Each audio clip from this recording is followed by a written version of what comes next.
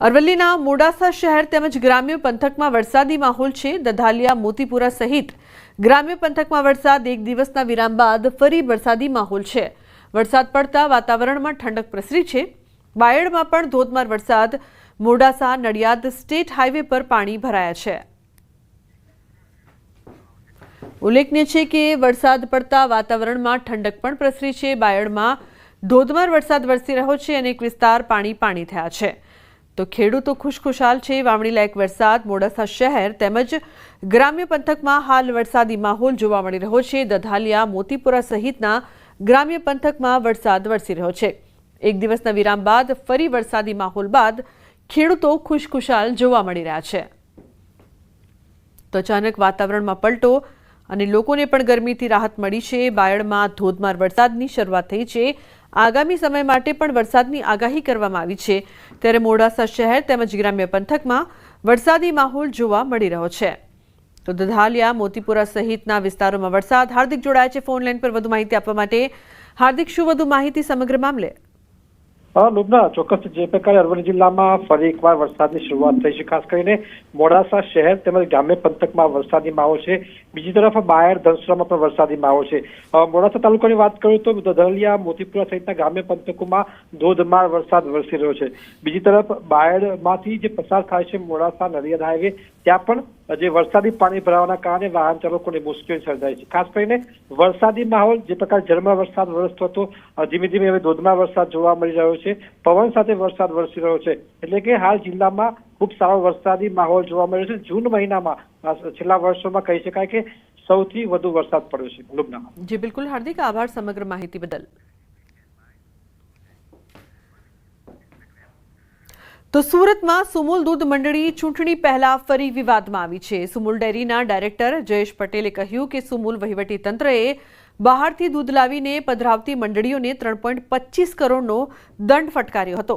મહારાષ્ટ્રમાંથી સસ્તું દૂધ લાવી અહીં વેચાણ કરવાની જે ઘટના બની છે તેની કલ્પના પણ ન કરી શકાય। મહત્વનું છે કે સુરત અને તાપી જિલ્લાના માંગરોળ, કામરેજ, મહુવા, નિઝર, કુકરમુંડા, ઉચ્છલ, સોનગઢ અને વ્યારાની 25 મંડળીઓ બહારથી દૂધ લાવીને સુમુલ ડેરીમાં પધરાવતી હોવાનું રંગે હાથ ઝડપાયું હતું।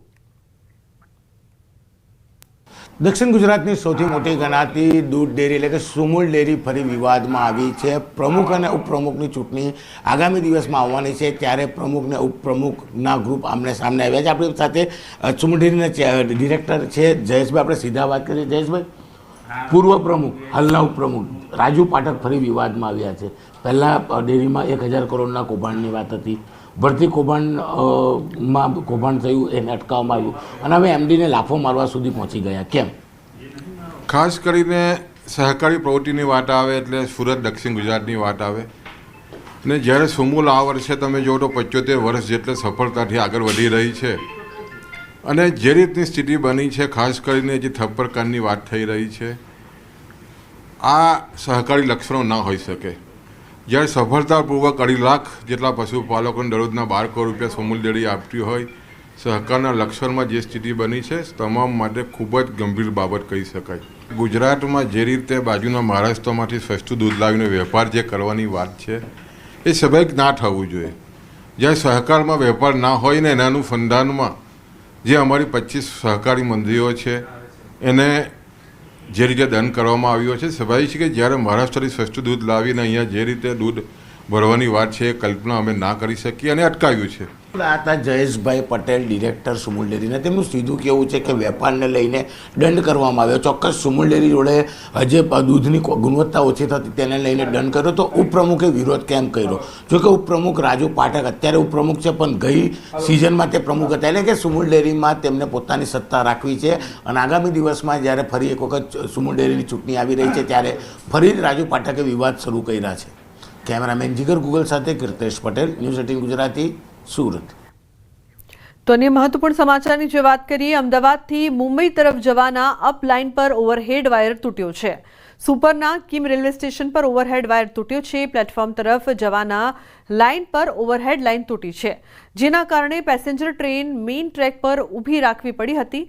જોકે ટ્રેન વ્યવહારને કોઈ અસર નથી પહોંચી। રેલવે સ્ટેશન માસ્તર સહિત રેલવે અધિકારી રેલવે સ્ટેશન પર પહોંચ્યા. ઓવરહેડ લાઇનની કામગીરી શરૂ કરવા રેલવેની નિરીક્ષણ ટ્રેન પહોંચી હતી.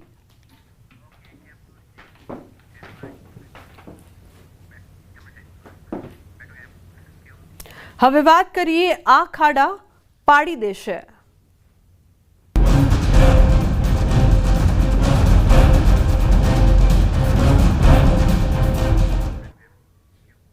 તો અરવલ્લી જિલ્લામાં મોડાસા શામળાજી સ્ટેટ હાઈવેના સમારકામની હકીકત પહેલા વરસાદે જ ખુલ્લી પડી છે. માત્ર થોડા સમય પહેલા આ રસ્તાનું સમારકામ કરવામાં આવ્યું હતું, છતાં પ્રથમ વરસાદમાં જ રસ્તા પર મોટા ખાડા પડી ગયા છે.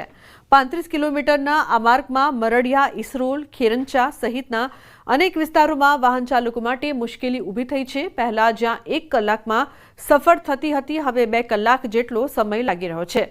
સ્થાનિકો અને વાહન ચાલકો રોષ વ્યક્ત કરી રહ્યા છે અને તાત્કાલિક સમારકામની માંગ ઉઠાવી છે. तो जैसे ही मैंने गुजरात में प्रवेश किया, मुंडासा रोड पे यहाँ पे रोड टूटे हुए हैं और जगह जगह गड्ढे हैं और टोल भी ले रहे हैं.